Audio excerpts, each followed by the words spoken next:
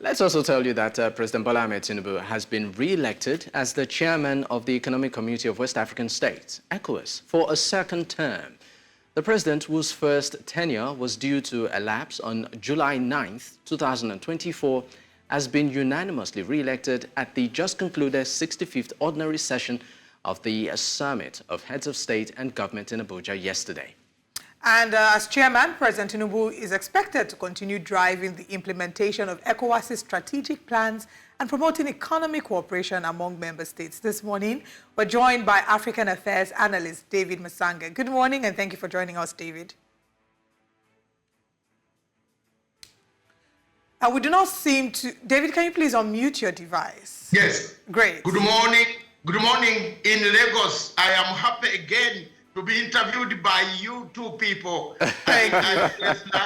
To make my stand very clear. Thank you very much. Thank you very much for joining us. Okay, now let's get into the conversation. Let's look at President Tinubu's first term as the leader of the ECOWAS, of the regional bloc. Now, in his first, when he was being accepted, he did gushed about making Africa as an example to the rest of the world, saying that we will not allow coup after coup. Unfortunately, barely, I think, 2 weeks after the Niger coup happened. So how would you rate his performance in this first year? Would you say that he was able to deliver through on the promises that he made, and the image with which he portrayed ECOWAS as a regional bloc? Sincerely speaking, I think his first tenure of office brought more doom than hope.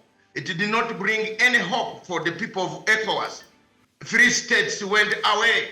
Nobody has made efforts, serious efforts, to bring back these states. If ECOWAS was created to unite the West African bloc of Africans, then we failed in that first tenure of office. President Tinubu, of course, took over after elections in Nigeria. But are there enough impetus, enough stand, enough ground for ECOWAS to boast about? I don't think. ECOWAS itself is funded from abroad. ECOWAS is funded by states in Europe. So ECOWAS cannot be on its own legs. At the same time, tell people to unite when you are begging the same people who don't want you to unite. All right, David, you said the 3 states, exited the ECOWAS. I believe you're referring to Niger, Mali, and Burkina Faso. But also, my question is this. I mean, if ECOWAS didn't take a stance, particularly given the power grab that happened in this state, won't it be some sort of endorsement by the regional bloc? I think the time of being aggressive has gone. We must start talking. We must start having wider dialogue. We must think again. Africa must reinvent itself, rebirth. We need a renaissance amongst ourselves so that more states don't run away from ECOWAS, don't run away from African Union. African Union has double standards. Why ECOWAS is behaving the way it has behaved? It all originates from African Union. It has double standards. It talks of suspending some people from the AU who have got military junta, but it did not suspend Chad. Chad military man was allowed to walk free. There was no suspension. Why do you suspend countries instead of engaging them? African Union must change the topic, the charter. ECOWAS must change the charter. We must talk to the younger generation in Burkina Faso, in Mali, in Niger, and tell them, please, we can engage and go back to a democratic dispensation. But if we want to use threatening language, which I saw being used by ECOWAS, at first, President Tinubu was telling people he's going to invade Niger. Who are you to invade Niger? Who are you? It's a sovereign state. Let's engage them to come back. And that's why these states, I've traveled in all those 3 states. I've seen the type of change. I've seen the type of hope that the military men have brought to their civilian population. I'm telling you, if you try to tackle them now, you can get the biggest war that can never be seen in West Africa at all. Now, let's come back to the truth. ECOWAS AU, SADC, East African Community. Who funds them? They don't fund themselves. They go and beg from France, which is a destabilizing factor on our continent. The same man who says unite, unite, unite is the same man paying destabilization of Africa. So ECOWAS has no money of its own. Nigeria does not pump all the money in ECOWAS alone. It goes to France, it goes to European Union to seek funding. So we cannot stand on our own until Africa stands on its own, until we know that this ECOWAS was created for Africans, not for Europeans. I'm sorry, I have to be candid. We did not create ECOWAS for European Union. We created ECOWAS for Africans, for Nigerians, for Ghanaians, for Senegalese, for Ivory Coast, for every country. We did not create them for people in Europe. So we have made a mistake. We must revisit these charters. We must revisit AU charter. All right. We must revive the charters of this organization. Yes. I want to talk about democracy, please. Okay. President Bola Tinubu has been very clear about democracy being the best option. I'm going to quote here. It says, democracy is a fundamental principle of ECOWAS, and it is essential to uphold it. Let's revisit the conversation about democracy. First of all, do you agree with that standpoint? Is it maybe... Okay, great. So it's a two-part question. All right. Is the President Tinubu himself democratic? Okay, can I quickly wrap up the question, please? So, first of all, do you agree that democracy is the best form of governance for the continent? And also, would you say that Nigeria has been very exemplary in leading, showing good democracy to the rest of the regional bloc? Nigeria would be very good example, 200 million people, very good people like you, that you have very bad manners in elections. You steal elections, you fight. There is violence in elections. You have done very well. You change governments peacefully. People keep quiet.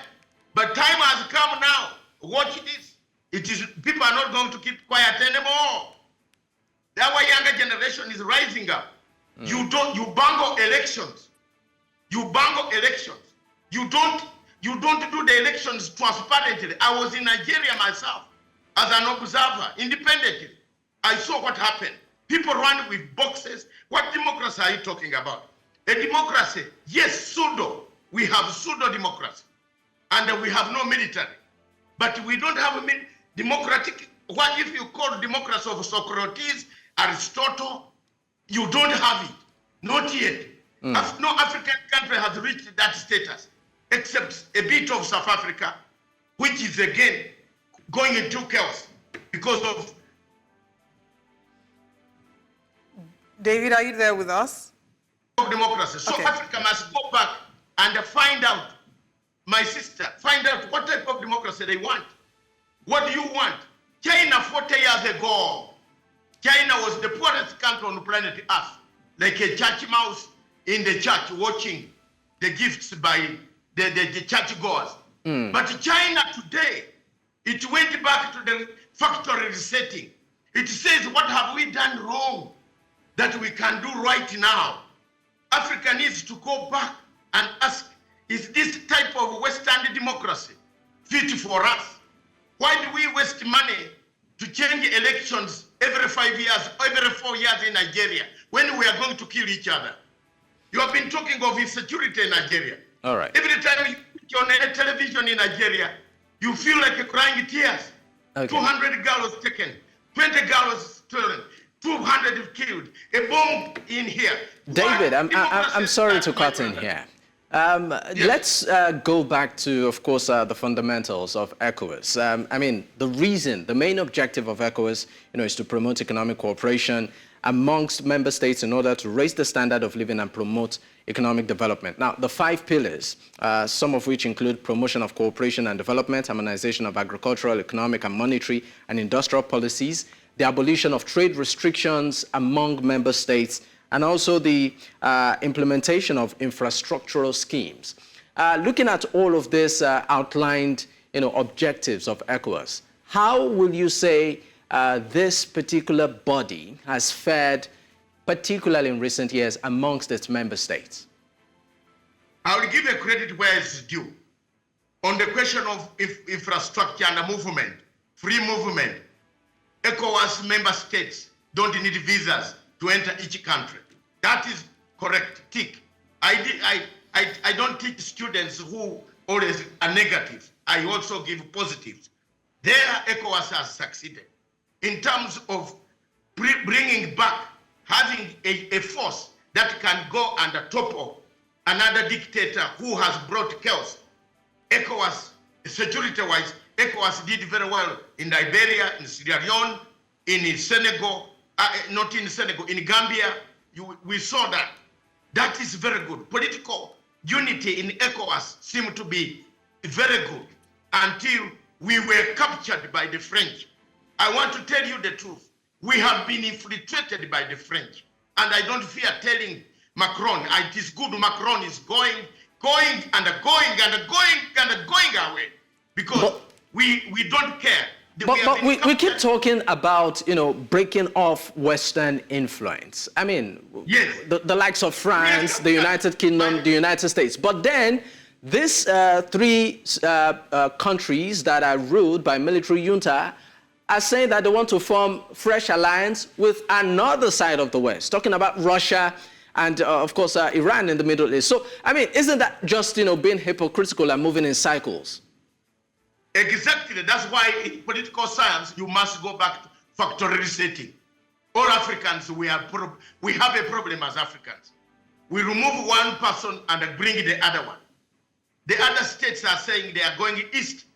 We are going back to the Cold War, which we saw that paralyzed Africa, which we saw that caused the first overthrow of the elected government in Africa of Kwame Nkrumah in 1965. Nkrumah went down because of the East and the West. The same problem is coming back in the ECOWAS, that the other three states have already gone. But because, why are they running away?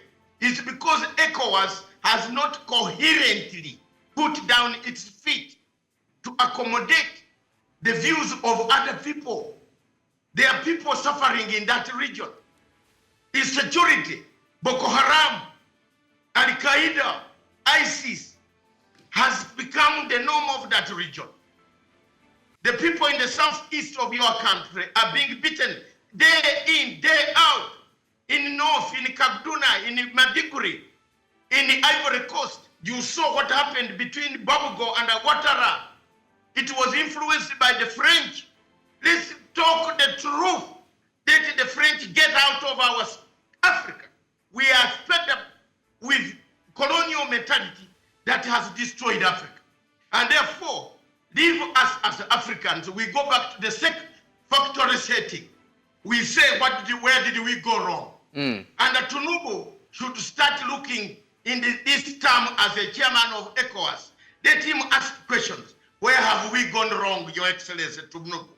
I plead with you as an elder, fellow elder. You are older than me slightly. But I'm an elder in that bracket. We are going home. Our children are telling us, let's start going to the factory setting. Let's change things. Right. Nigeria should be giving us a good example of a democracy in Africa. And unfortunately, we have misery. Okay. What comes out is misery. Killings, abduction, kidnap, insecurity. You think Africans want, I feel so disgusted. When I'm on a plane, when a person is asking me, you are going where? I'm going to West Africa. I hope not to Lagos. I said, why?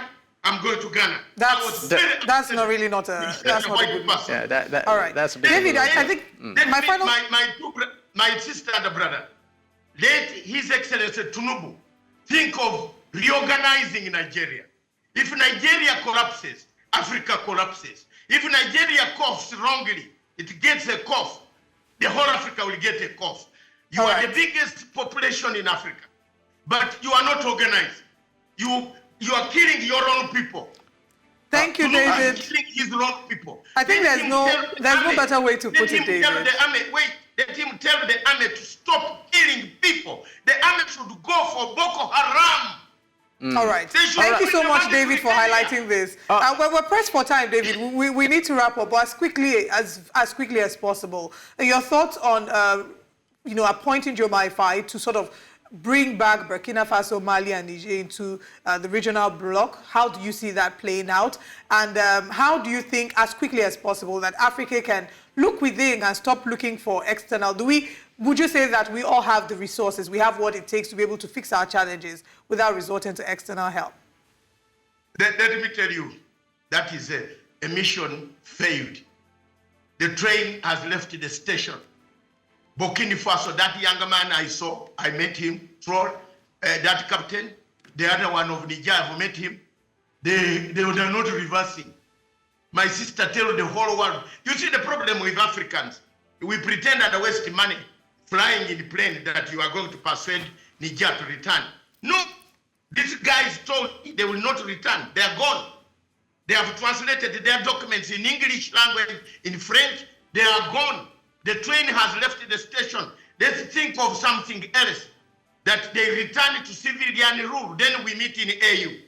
But if you are thinking of bringing these 3 states back to where Tinubu is, the chairman, you are wrong. You are wasting your money. Is it a function of who the chairman is? If it was someone else, you think that maybe they would have. But I mean, this is a conversation that we'll have some other time. No. Yeah. If it was, do you know what?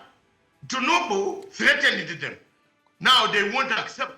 You need an external mediator, a man like Dr. Matsanga from outside. You can't send their General Abdalam, my friend General Abdal Salam, to go and talk to Niger leader. He looked at him and said, where are these people? There is a new generation that is needed to go and convince. All right. You need Tinubu who cannot convince even one person to return to ECOWAS. All right, David Masanga, thank you so much for your time with us. It's always a pleasure to speak with you. Come back. We look forward to having more conversations with you. Thank you for your time with us. Oh, yes. All the time, feel free. Thank you once again, David. I am a frank man. If Africans don't want to speak, I speak. Because I'm going to go to God. God will ask me, why didn't you help Africans while you were alive? Thank you so much, David. Do have a wonderful rest of the day. Thank you for your time.